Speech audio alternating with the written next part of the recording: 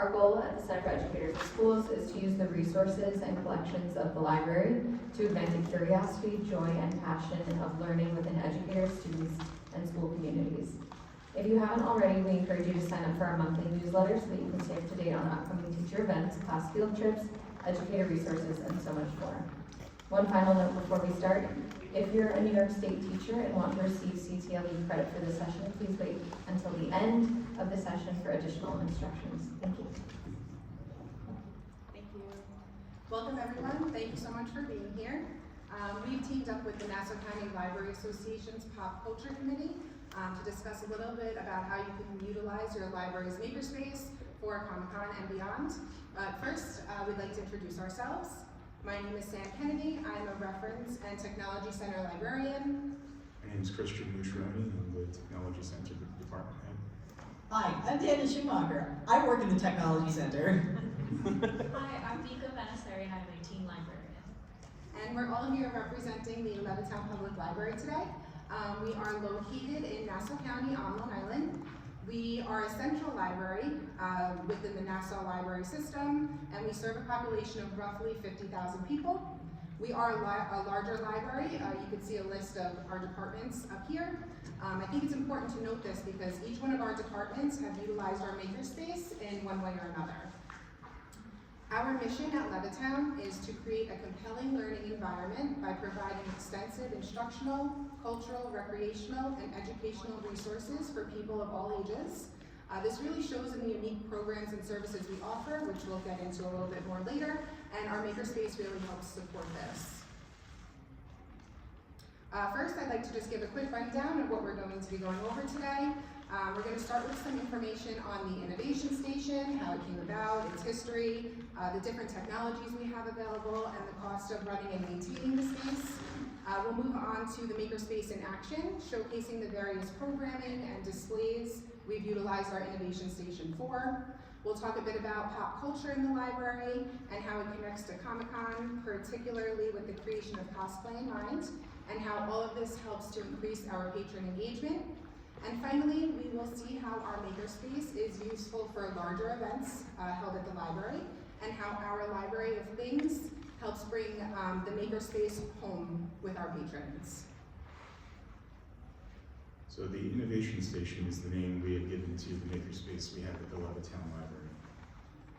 First, let me make sure we're all on the same page by explaining what a Makerspace is. A Makerspace is a community workshop, the purpose of which is to share access to creative technologies among members of the community. By creative technologies, I mean things like 3D printers, laser engravers, and sewing equipment, anything whether it's high-tech or low-tech that people use to bring their ideas to life. Quoting from our mission statement, the Innovation Station supports the mission of providing opportunities to design projects, collaborate with others, and gain practical experience with new forms of technology. Our motto is connect, create, learn by doing. We really encourage patrons to use their imagination, be creative, and to learn how to use the different technologies through trial and error. Of course, someone is always there to help when needed, but we really believe in learning through doing. A bit of history about the Innovation Station. It was built in 2014. It took 11 months to build. And originally it was our custodial office, which we had to relocate. You can see the initial cost to build the Innovation Station here. Its construction was funded through a New York State construction grant and the Library Capital Project Fund. We started out with two Makerbot 3D printers, one of which was purchased for us by the Levittown Library Foundation, and we've been expanding our offerings ever since. In the last fiscal year, patrons used the Innovation Station 2,541 times. We take appointments for use of the equipment. Like I said before, a staff member is always there to help the patron use the technology. We also accommodate drop-ins whenever possible. We have several regulars, some of which you'll hear more about later, but I'll mention just a few of the types of people that we typically see. There are lots of patrons that come to make custom gifts and party favors. We have a baker that 3D prints her own cookie cutters. There are groups of kids that regularly drop by after school to use the 3D pens and 3D printers and sometimes to just hang out. The room is quite active most days. We also host class visits in the Innovation Station. Every year we have each of the 3rd grade classes of Levittown visit for a tour. We rotate through different stations and the kids get hands-on experience with the technologies. And we often see bump and usage after these visits. Are we ready for the MVPs? All right, gamers, we're gonna get ready for our Makerspace technologies. We have quite a few of them here. All right, first up on our lineup, we got our sewing machines. We don't have one, we don't have two, we have 5.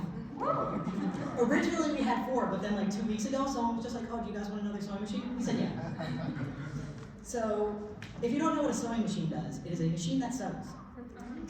We have 2 models, 2 main models, which is the Genome JW7630 and the Genome 4120QDC.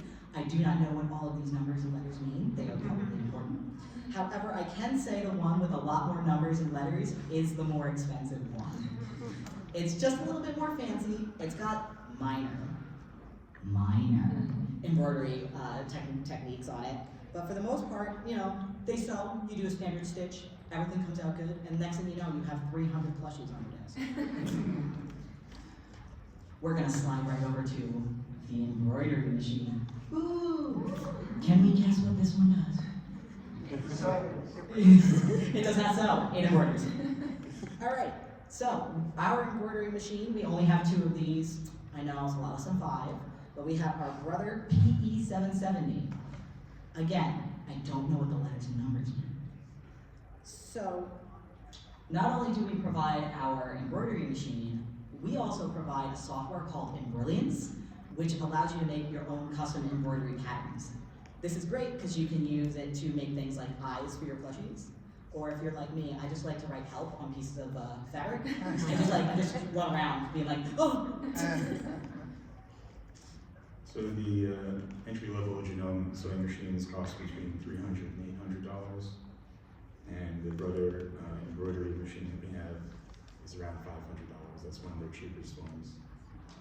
The Embrilliance software that Daniel mentioned, there's several different packages you can get. We have Stitch Artist Level 1, which costs $170.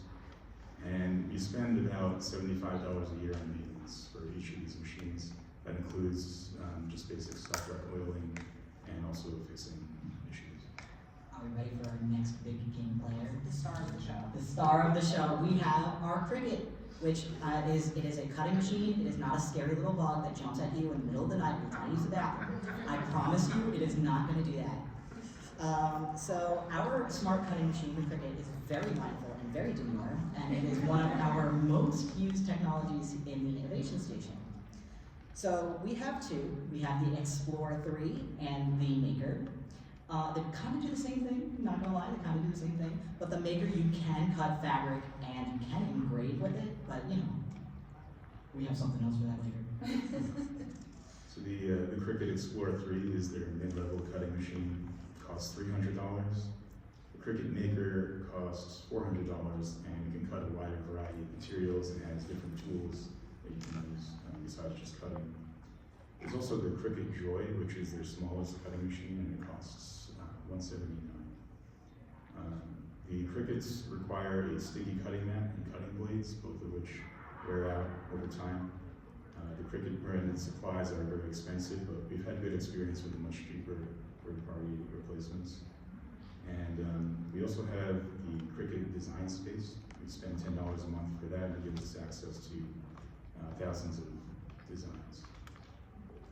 All right, so on this one, on my notes, someone wrote with a big star, ventilation.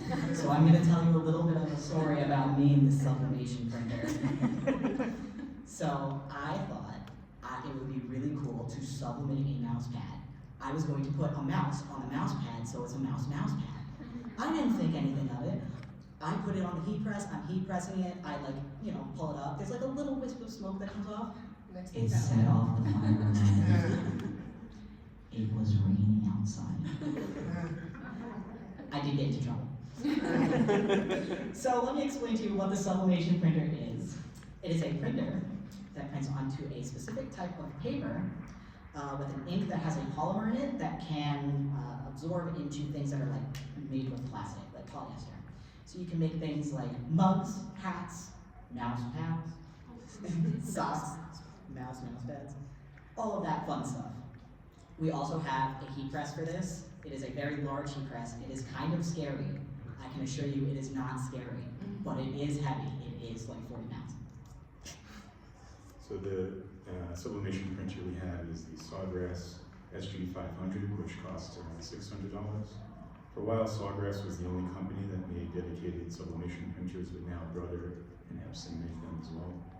The proprietary sublimation ink that you need to use with the Sawgrass is very expensive. The full color replacement costs around $300. We also have the Starcraft heat press that Daniel mentioned. That comes with 8 different attachments for mugs, hats, and different size objects. And that costs us $630. If you need to save money, it is possible to modify an Epson EcoTank printer into a sublimation printer. That costs around $170, and if you do that, you'll be able to use the much cheaper third-party units. So if you like 2D printing, let me introduce you to 3D printing. We just added another dimension to printing. So if you don't know what a 3D printer is, let me tell you that it is a printer that prints in 3D. No. It is actually like a heat-based nozzle.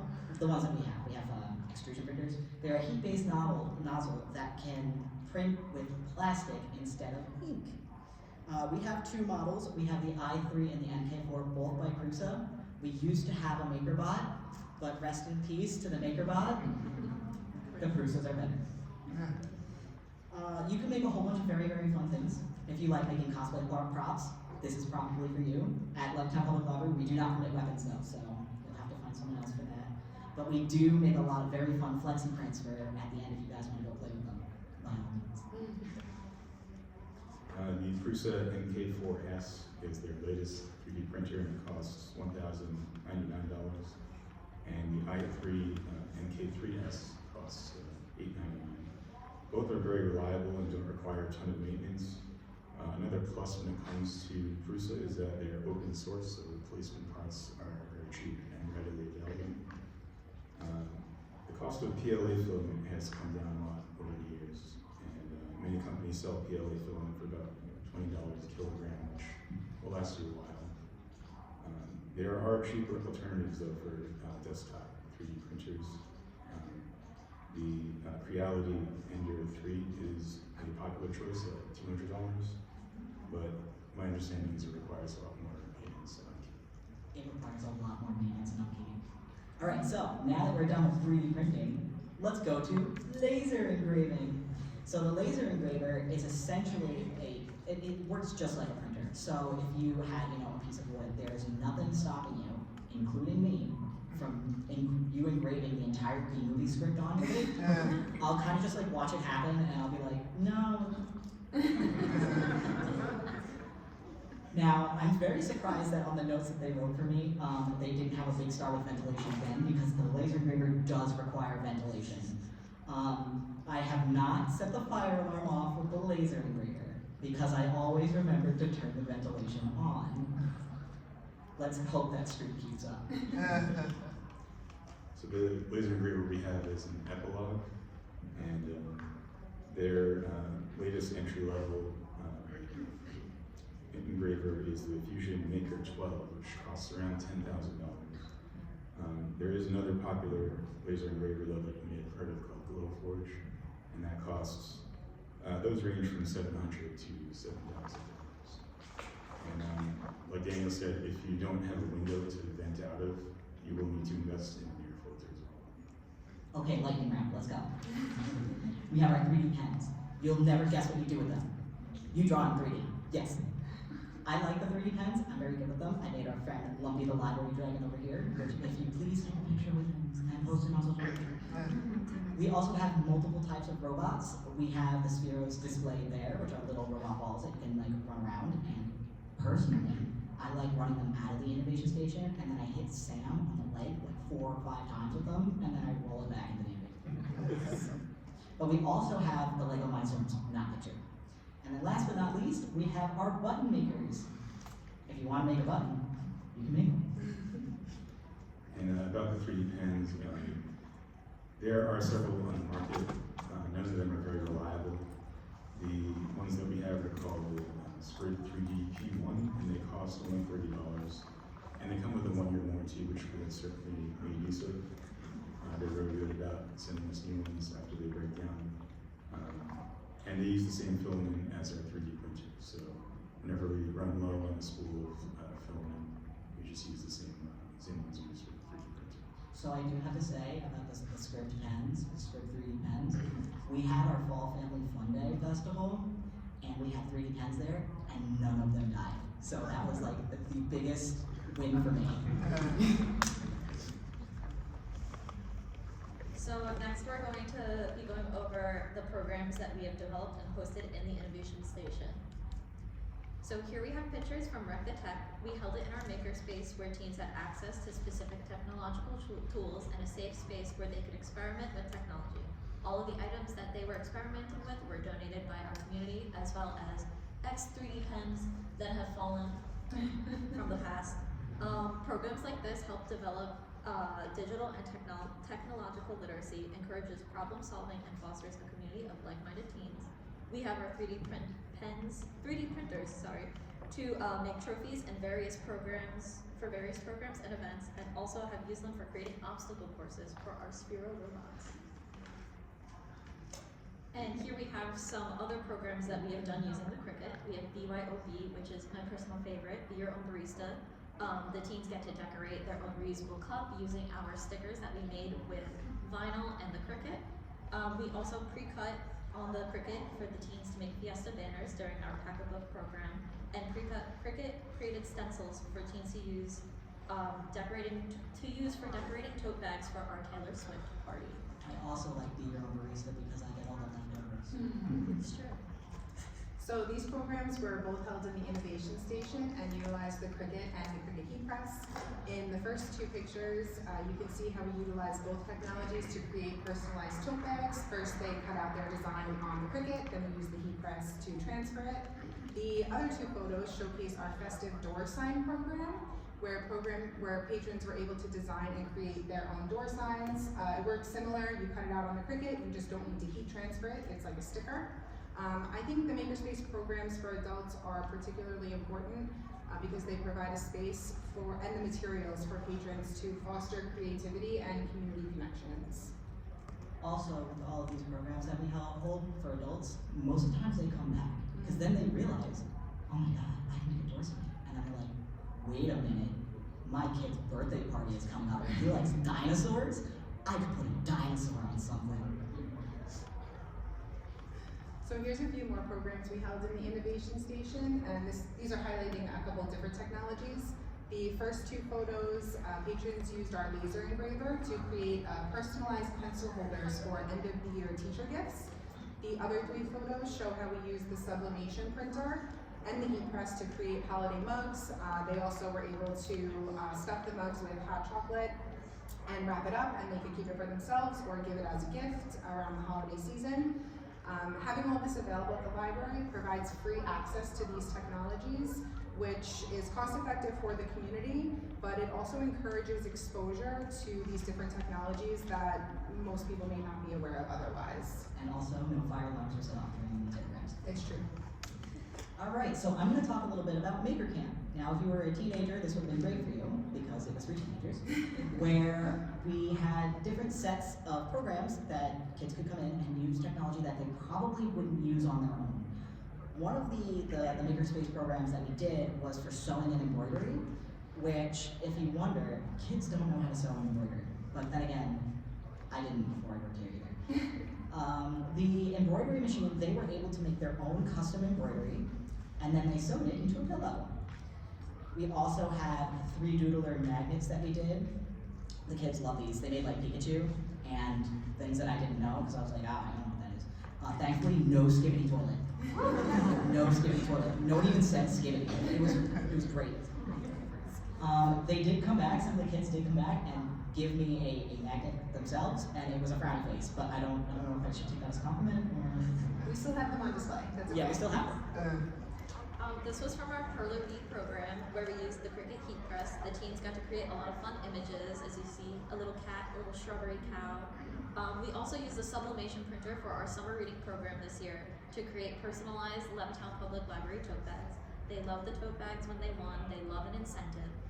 The sublimation printer was also used to make really cool puzzles that we incorporated in a community service program called Memory Kits, where the teens assembled memory care activity kits to donate to the Alzheimer's Association for individuals living with Alzheimer's and their caregivers. You guys want to see what we do with the Makerspace in our library? This is where you say yes. Yeah. There we go. All right, so here are some of the things that we've made with our wonderful Makerspace. We have 3D printed book signs, which we have them all over the library to highlight each of our different collections. We have them in children's, teens, and in the reference department. We also have customized LPL bookmark holders because we're just that cool.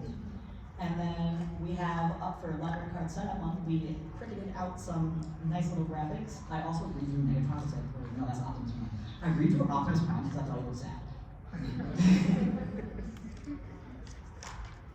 Speaking of Library Card Sign-Up Month, we made a really cool photo op for the teens to do. They showed us their library card, and they also got to take a picture, and they got to enter into a $10 gift card raffle. They love incentive, as I said earlier. And they also love memes, because we were able to make the Arthur meme. Yeah, there's the Arthur library card. And the Cricut really pays for itself, because as you can see, the next couple of slides, we're always changing the displays around the library. Having access to the Cricut is not only cost effective, but it allows us to use our creativity to personalize all of our displays. For the middle one, Fall Onto a New Book, each piece was separately cut out and assembled separately. We got owls, squirrels in each of the leaves. Having unique eye-catching displays increases patron engagement and helps us spread the word on what the library currently has to offer. Right now, the door of the teen room is Ghostface, and I was walking in there and I didn't realize it, and it scared me. I screamed in the library. These displays are just outside of our teen room. We find that creating displays for this space is a great way to inspire our teens and create their engagement with the library. The Adventure Awaits display was a really big task. We had to cut everything out separately, assemble everything separately. It took like a week to put up, but it's really cool. I also got a little bit worried because I didn't know if the teens liked Up, it's the Up House. So I asked them if they would like it. They seemed really into it. Smile. And it's, I'm really proud of it. We also have our Throw Kindness Like confetti, and libraries are like a box of chocolate. Got a lot of great feedback from them. Okay, so I don't get to do the young adult displays, but I do get to do the reference ones for adults. And I had done a whole bunch of ones for like winter reading and Valentine's Day. So all of these are made with the Cricut, more or less. And you can also, with the Cricut Design Space, you can edit the stuff that they have in there to make custom stuff. I like making things that are paper and 3D. It's another way of, I guess, 3D printing, but with paper. Yeah. And next we have our Innovation Station displays. Yippee! You'll see that we have a lot of that stuff on the table in front of me, and you're more than welcome to come handle it afterwards. I feel like when we have a display space for patrons to see what they can make, like what you can do, they really, really love it, and then they come and visit me in the Innovation Station, and I'm not lonely anymore. Okay, are you guys ready? Pop culture in the library. Say yay. Yeah. All right, so I know some of you here are here for cosplay because I can see your absolutely beautiful and wonderful cosplays out there. This is one of my friends, and she had done a whole bunch of cosplays where she used our Makerspace to make parts of it. She did Sylvie's horn from Loki. She did orange juice where she made like all of the orange slices and stuff with the Cricut for Food Fantasy. And then she did the Ancient's Mask from Final Fantasy XIV, not to be confused with the hit MMO Final Fantasy XVI. Here we have some more cosplay of people who made their entire cosplay, pants and shirts included, in our Innovation Station using one of our 5 sewing machines. They had also laser engraved some mini Satova cosplay props, if you guys have ever seen Black Butler, they're those little dudes. And they gave them out at whatever con they had gone to. I think that was NYC that they had gone to.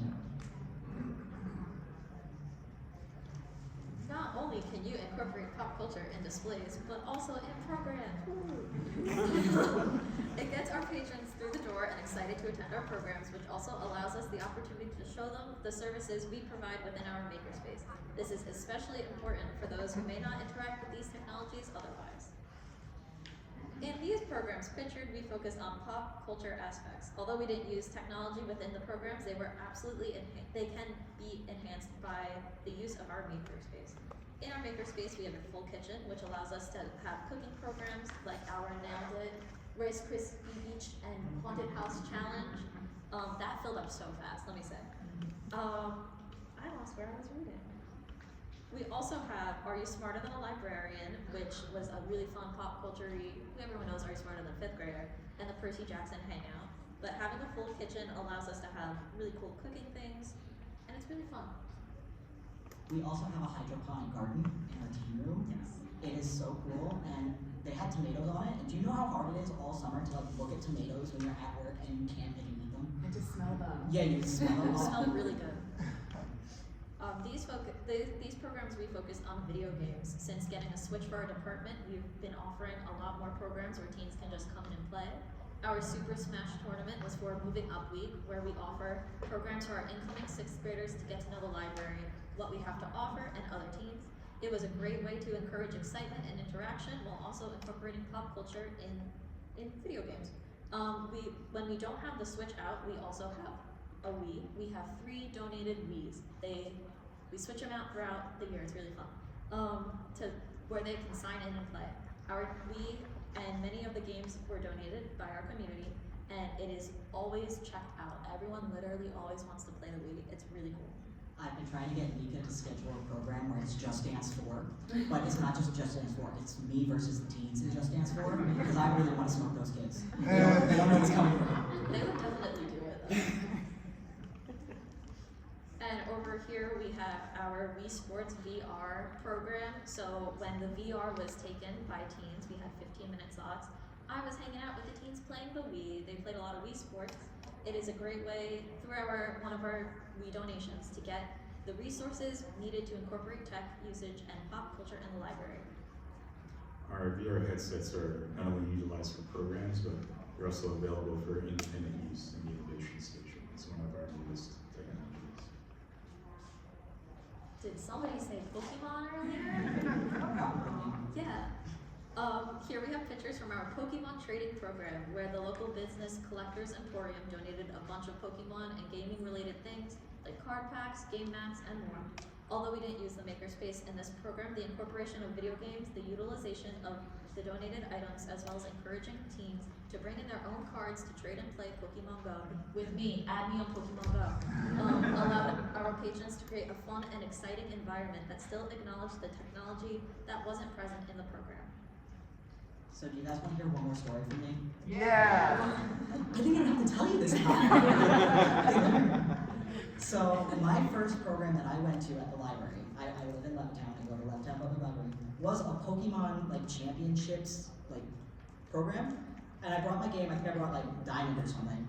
And I was like, well, I'm gonna toast everyone. I know what I'm doing. I got level 100. I'm gonna toast them. I'm lost. 10 minutes in. I will never recover from that.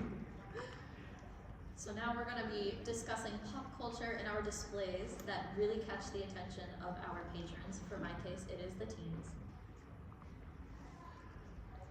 Our teen department has a variety of spaces to have smaller ledge displays where we come up with a theme to pull a few books out to go with that theme.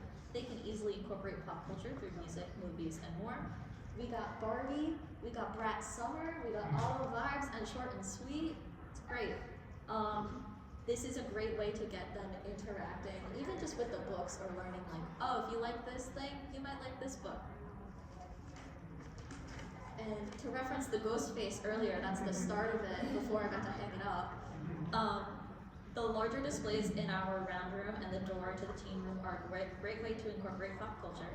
As you see, our teens love Pokemon, so we had an interactive Pokemon display where teens got to guess the Pokemon from the silhouette for who's that Pokemon. And we had a bunch of little cutouts of all the Pokemons, forgot to catch them all, they had to count how many. We did have another prize incentive, but they loved it. Both displays provided a way for teens to interact with the librarians, each other, and pop culture.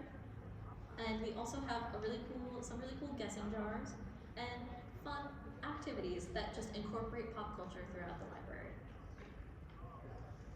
I'm sure you all remember we had a rare solar eclipse which was viewable from New York in April of this year. We utilized the Innovation Station in a few different ways to educate the community on eclipse viewing safety. We used our 3D printer to print Liz to accompany Miss Frizzle in promoting our free eclipse glasses giveaway, and we also used the Cricut to create the solar eclipse display, which you'll see behind her. So now we're going to talk a little bit about the events we've hosted at the Levittown Library and how they were enhanced with the use of our Makerspace. We'll also explain how patrons can take the Makerspace home with them. So in 2017, the library hosted Levittown. This was an all-ages, all-day event celebrating pop culture and fandoms that these stories inspire.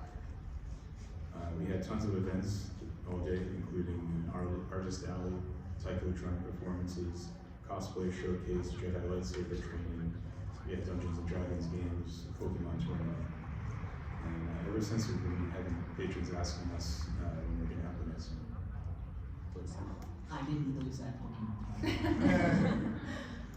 In March of this year, we hosted BrickCon, which really was the ultimate LEGO experience.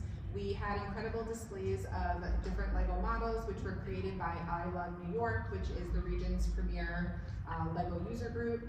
Also on display were personal LEGO sets, which were created by both staff and our patrons, our teen advisory board.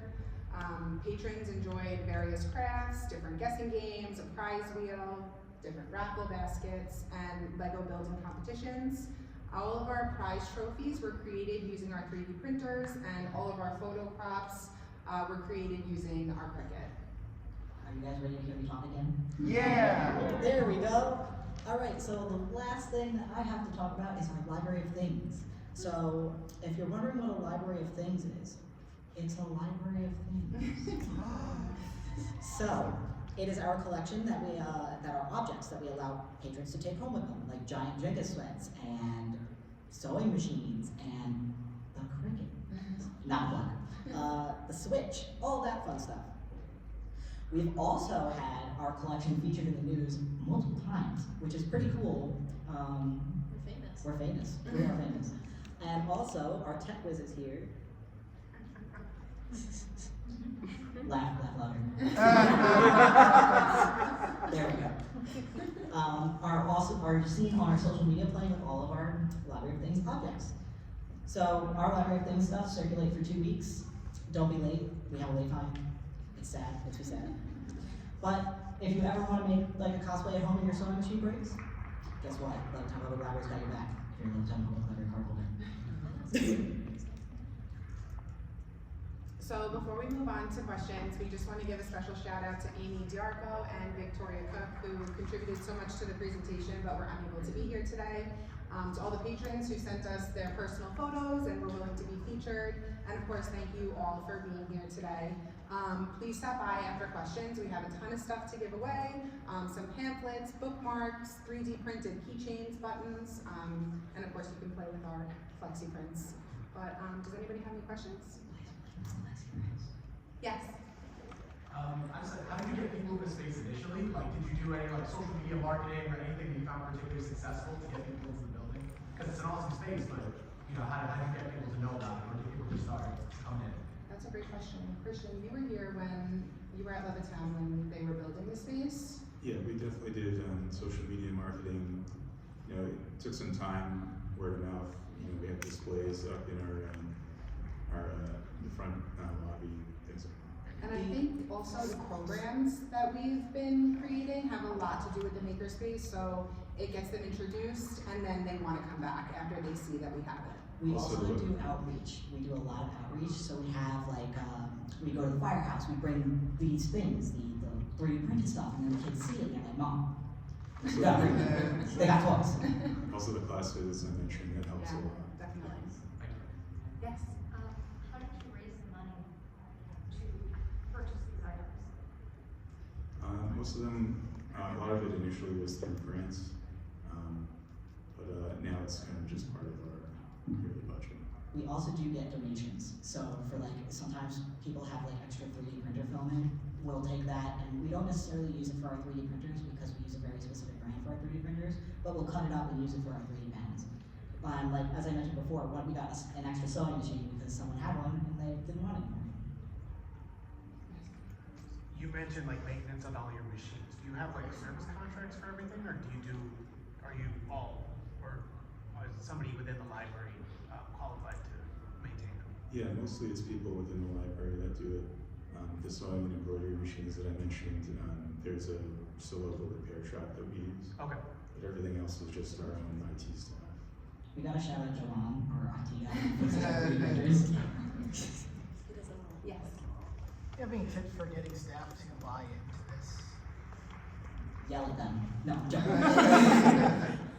So when I got hired, I was like super into this stuff because I was like, yeah, it was just after like COVID, so I was like, let's go, let's learn a whole bunch of stuff. And the way I got like Sam to come in the innovation station was I showed her things that her kids could do, Yeah. and then I showed her what she could do, and then I forced her to make stuff on the sewing machine. And again, it's fun to see what you can create, you know, especially if you're not very creative or always using these technologies. Once you have that final product, it's cool and you want to keep doing it. We also try to make sure that all of our staff gets like playtime, we call it, where they can just try out the technologies, get hands-on experience, see what they can make. Yes. Do you have staff who are exclusively dedicated to the innovation station, and if so, how many? So we have our department is called the Technology Center, and the Innovation Station is one of the most important things we do, but there's a few other things we do as well, just managing the IT in the building and computer lab and things like that. But yeah, I mean, Daniel spends most of his time working in the Innovation Station. Come visit me, I'll help you. Yes. Maybe for like a library that's smaller, is there like certain machines or technology that is most often used? Like is most popular? I would say the Cricut is probably the most used thing. It's not a big thing either. The Cricut itself is all of this big, so you can kind of fit it on like a desk. So if you have a smaller library and you want a very versatile tool, I think the Cricut would probably be your best one. You could also invest in the 3D printer, but that one is a lot more expensive, and you do also need to have a computer to go with that. I think also the 3D pens are a really good way to get started. Those are surprisingly popular, especially with kids. And like Daniel said, we take them to outreach events and all kinds of stuff like that. Yes. Do you have a section of donations? Do you have a list of like products that you I guess that would be on our website. We have all that listed, the specific brands and things like that. We have it here in our pamphlets too, which you're more than welcome to take at the end. It lists all the technologies and gives a brief description of them also. Yes. So how difficult was it to introduce these types of technologies to the adult and senior crowds, and what other programs do you use for these populations besides science? So me and Daniel did a lot of the adult programming, and to be completely transparent, it was a little bit difficult. We had to kind of walk them through each step. A lot of the times they wanted us to do it for them, but we really tried to just lay everything out in the simplest terms, walk them through it, and again, at the end, when they had something that they created, they were like, oh, I can do this, you know? So it was less daunting to be introduced to the new technologies because they see their final product. We did door signs, we did tote bags with the adults, also the laser engraver. So we did try and give them exposure to a lot of the different technologies. Most of it in those programs is having a laptop in front of you and designing it. And then, of course, we help with every step of the way with the actual machine. But even sometimes with the design, you know, they wanted a little bit of help, or we found that it was a lot of insecurity or feeling self-conscious. So if you kind of just give them that confidence boost, let them know that whatever they're creating is cool, it's their own, you know, they really enjoyed it. But there was a little bit of a hurdle that we had to get over with the new technologies for sure. Yes? Alright, have you noticed that there is a like season, month, or time where like these kinds of programs using maker stuff is like not as popular versus other months? Well, it's definitely popular when the kids are out of school. Summer is insane. Summer's crazy. Any breaks that we have, they're always coming in to use, especially I feel like the robots, the 3D pens. I think like the lowest month I think we have for patronage is usually September. And that's because everyone goes back to school.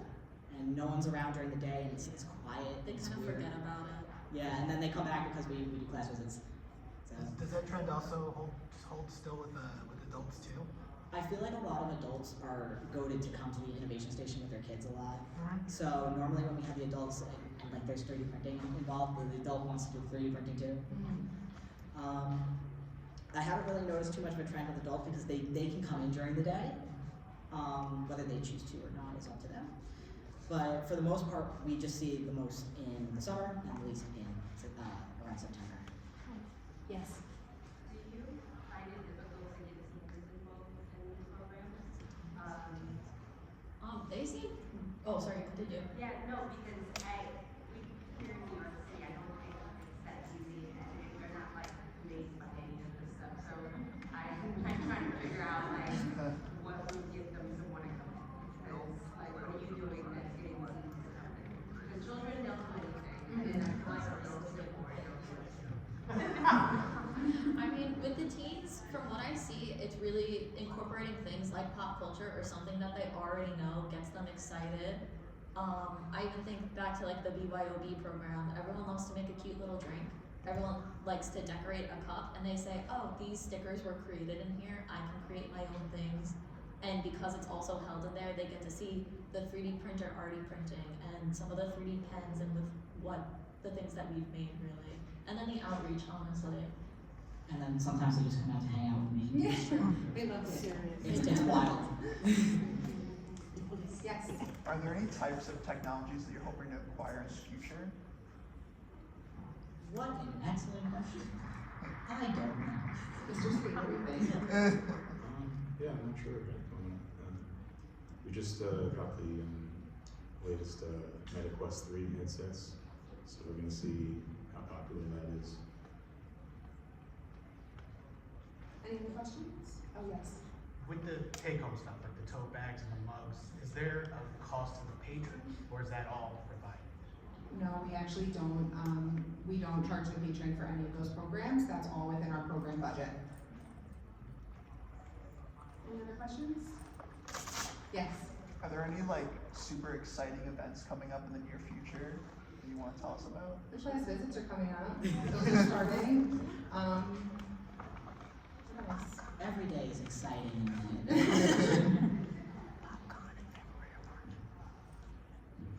Popcorn. Oh, we have popcorn. We have popcorn. It's kind of, I believe it's like kind of like what we did with Levittown, only we're trying to bring it back. We're calling it popcorn. Maybe focus more on like anime, manga, graphic novels. You should come. And we just had our full family fun day, which is huge and Yeah. so popular too. Yeah, we should have brought a program calendar. Yeah. Didn't think about that. Any other questions? No? Can we do one more thing before I have all of you leave? Yeah. Can we do one clap on 3?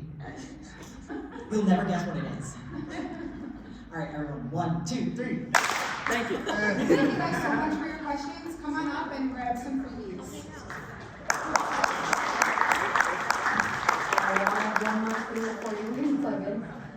Thank you so much for joining this session. Before you head out, I invite you to complete a brief survey about today's session. We would like to hear from you, and your feedback helps us develop future events and resources for you.